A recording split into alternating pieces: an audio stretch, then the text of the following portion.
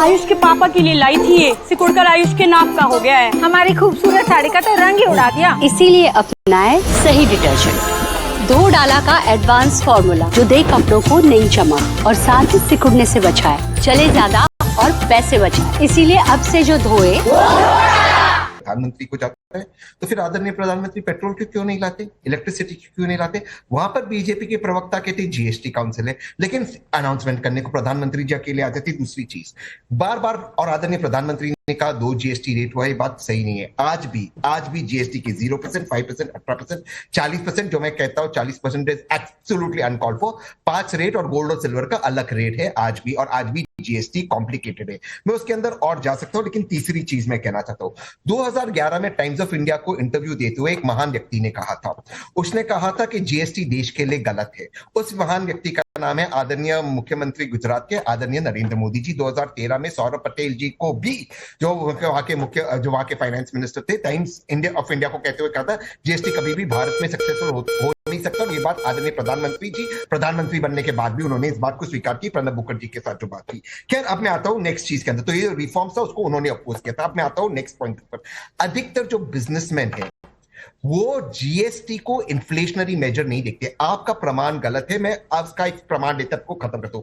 2022 के अंदर आदरणीय फाइनेंस मिनिस्टर निर्मला सीतारमण जी बात करते हुए उन्होंने कहा कि जीएसटी के रिफॉर्म्स एक अलग विषय और इन्फ्लेशनरी मेजर्स के लिए अलग विषय, दोनों को मिक्स नहीं करना चाहिए। ऑफ कोर्स जीएसटी का कुछ शॉर्ट टर्म इन्फ्लेशनरी फायदा होगा, ऑफ कोर्स, पर जीएसटी से इन्फ्लेशन ही कम होगा, ये मुझे लगता है ये गलत इकोनॉमिक्स है। उसका एक लॉन्ग टर्म और मैक्रो इकोनॉमिक्स में फर्क पड़ सकता है, बट ये इन्फ्लेशनरी मेजर नहीं है। आप भी जानते, नाविका जी, हम भी जानते, इसको सिंप्लीफाई करना बहुत तहसीन गलत पूनावाला जी, आप इतने ज्ञानी और कांग्रेस के लोग अगर मिला ले तो इतना ज्ञान है कि सूरज की रोशनी कम पड़ जाए। लेकिन मैं पूछना चाहती हूं, आप 10 साल सरकार में रहे, 2004 से 14 तक जीएसटी ले आते, आपका आइडिया था, ले आते, नहीं ला पाए ना।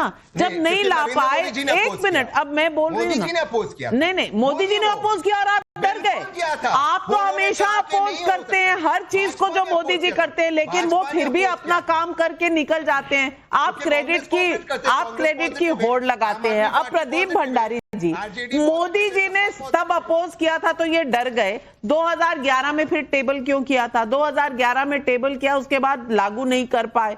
और उसके बाद मैं ये भी पूछना चाहती हूँ कि ये शायद प्रदीप भंडारी जी आप बता दीजिए कि क्या पहले 17 रेट्स होते थे और 13 सेसेस होते थे कि नहीं होते थे इनडायरेक्ट टैक्सेस के?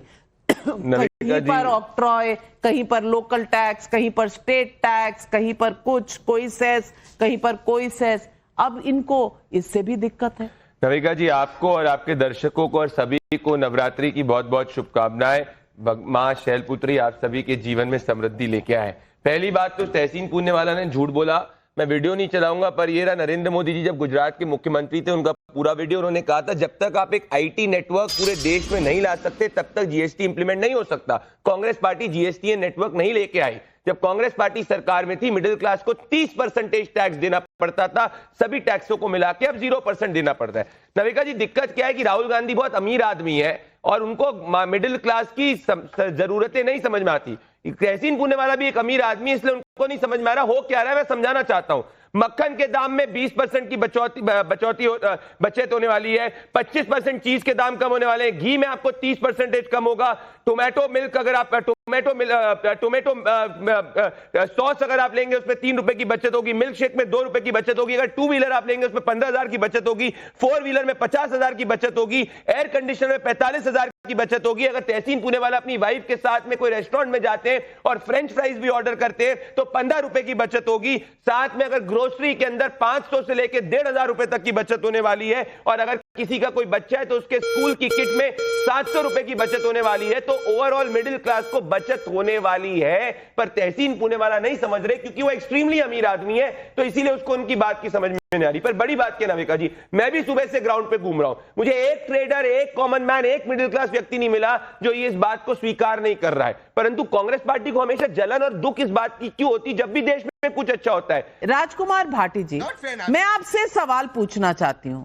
ये कुछ लोगों का आर्ग्यूमेंट है कि 8 साल से जनता को लूटा जा रहा है, 8 साल से जनता को लूटा जा रहा है, तो कब करेंगे मोदी जी वापस पैसे? मैं पूछना चाहती हूँ, तो फिर इस हिसाब से तो टैक्स बहुत पहले से लग रहा था, इनडायरेक्ट टैक्स हो डायरेक्ट टैक्स हो, तो बहुत पहले से लग रहा है। अपने समय के भी पीछे से करवा दीजिए ना, आम आदमी तो खुश ही हो जाएगा कि अभी के भी वापस हो जाए। पुराने यूपीए सरकार में जब आप कांग्रेस को सपोर्ट कर रहे थे तब के भी वापस करवा दीजिए। ये टैक्स आप खेलते हैं तो ठीक होता है, बीजेपी के समय में लगता है तो आपको बुरा लगने लगता है। ये कौन सी राजनीति है? नावका जी, जो सत्ता पक्ष की ओर से विपक्ष के प्रति प्रसन्न होना चाहिए, उसे आपने बहुत कायदे से, बहुत गंभीरता से, बहुत मजबूती के साथ तहसीन पूनावाला से पूछा। लेकिन जो विपक्ष की ओर से मुझे उम्मीद थी कि जो विपक्ष की ओर से सवाल है सरकार से, उन्हें भी प्रदीप भंडारी से पूछा जाएगा, लेकिन वो आपने छोड़ दिया। मैं प्रदीप भंडारी से पूछ लेता हूं, विपक्ष के भी कुछ सवाल हैं, उनके जवाब दिए जाने चाहिए। पहली बात तो मैं ये पूछना चाहता हूं कि जब मोदी जी कुछ भी करते हैं, शाह सफेद कुछ भी करते हैं, वो मास्टर स्ट्रोक होता है। जब मोदी जी 28% जीएसटी ले रहे थे तो मास्टर स्ट्रोक था, देश हित में था, उपभोक्ताओं के हित में था, व्यापारियों के हित में था। अब मोदी जी ने 28 से 18 कर दिया तो ये भी मास्टर स्ट्रोक है।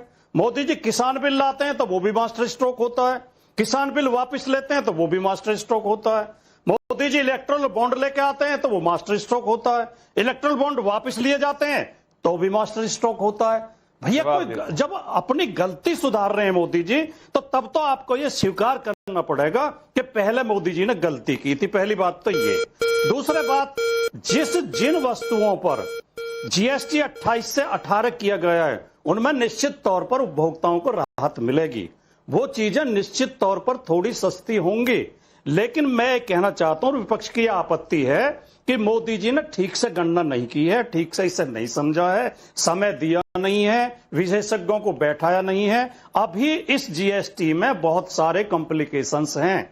जैसे उदाहरण के तौर पर मैं एक बात कहना चाहता हूं कि ये जीएसटी सिस्टम एमएसएमई को बर्बाद करने वाला होगा। ये लघु उद्योगों को बर्बाद, ये बड़े पूंजीपतियों को लाभ देगा, बड़े उद्योगपतियों को लाभ देगा, और छोटे उद्योगपतियों को 4-5 साल में बर्बाद कर देगा। जबकि देश में, भारत में उद्योगों में जो रोजगार है, वो सबसे ज्यादा रोजगार एमएसएमई देती हैं, लघु इकाइयां देती हैं। क्यों कह रहा हूं मैं ये बात? कच्चे माल पे तो जीएसटी है 18% और तैयार माल पे है 5%। जैसे कॉरुगेटेड बॉक्स बनाने वाली कंपनियां लंबे समय से आंदोलन कर रही हैं, वो अपना ज्ञापन दे रही हैं कि हमारे उद्योग बंद हो जाएंगे जब हम कच्चा माल 18% जीएसटी देकर खरीदेंगे और हम तैयार अपने डिब्बे 5% जीएसटी पे बेचेंगे। तो ये जो 13% जो है सरकार के पास जमा हो जाएगा, और सरकार में जो लाल फीताशाही होती है वो लंबे समय तक उसे वापस नहीं करेगी, वो वापस करना उन्हें। और इससे इंस्पेक्टर राज की दोबारा इंस्पेक्टर राज पैदा हो जाएगा जो पहले चलता था। इसमें रिश्वत चलेगी, इसमें कमीशन चलेगा। जब उनके करोड़ों रुपए जमा हो जाएंगे, उसे निकलवाने के लिए मजबूरी में वो पैसे देंगे। जवाब दीजिए। इनपुट क्रेडिट तो मिलेगा, लेकिन सरकार के हाथ में गर्दन हो जाएगी एमएसएमई की। ये सवाल है, भाटी जी का जवाब। भाटी जी मास्टर स्ट्रोक की बात कर रहे होते। भाटी जी, अगर आपको समझ में आ जाता ना तो आप सत्ता में बैठे रहते, ना कि विपक्ष में। तो आप नहीं समझ पाओगे मास्टर स्ट्रोक को, तभी आप विपक्ष में बैठे हो। आ जाता हूं बहुत बड़ा ज्ञान दिया आपने। अरे सुनो तो भाटी जी, मैंने अब आपको मेरे बीच में नहीं बोला। आपको क्यों मिर्ची लग गई? बड़ा ज्ञान दिया। नहीं, आपको क्यों मिर्ची लग गई? नहीं, मैं सच कह रहा हूं। अगर आपकी इकोनॉमी सच में आप समझ जाती इकोनॉमी, तो आप सत्ता में बैठे रहते। नहीं बैठे, आपने बताया काहे इतनी मिर्ची लग गई? सबसे ज्यादा लंबे समय तक मिर्ची काहे लग गई? आप एमएसएमई पे बात करते हो। 63 मिलियन एमएसएमई यूनिट थे आपके समय में, वो बढ़ के 73.4 मिलियन एमएसएमई यूनिट हो चुके हैं। एमएसएमई आप जानते हैं जीडीपी में कितना कंट्रीब्यूट करता है? 30% हिंदुस्तान की जीडीपी में कंट्रीब्यूट करता है, 45% एक्सपोर्ट में कंट्रीब्यूट करता है। एमएसएमई डूब गए होते तो जीडीपी में 35% कैसे कंट्रीब्यूट कर रहा है? $4 ट्रिलियन इकोनॉमी कैसे बनती? टूथपेस्ट क्या अमीर आदमी यूज करेगा कि गरीब आदमी यूज करेगा? क्या दूध गरीब आदमी नहीं पीता है? कैसी बातें कर रहे हैं आप? साबुन आप साबुन से नहीं नहाते क्या? हर आम आदमी से जुड़ी हुई वस्तु को कम हुआ है तो इनको दिक्कत है। दिक्कत क्या है? ये सब शीश महल में बैठने वाले लोग हैं, ये सब सिर्फ फॉरेन ब्रांड लेते हैं, तो इनको नहीं पता। भाटी जी, अपने शीश महल से बाहर निकलिए, जरा दुकानदार से बात करिए, वो आपको बताएगा कि कैसे एमएसएमई और दुकानदार को इसका फायदा होने वाला है। आप नहीं समझोगे। आपकी और कांग्रेस की चिंता सिर्फ 40% अमीरों के लग्जरी गुड्स पे। वो शीश महल दिल्ली के मुख्यमंत्री ने बोल दिया तो आपको यही रट गया बस। अरे मैं कह रहा हूं, दिल्ली के मुख्यमंत्री ने बोल दिया था। सोमनाथ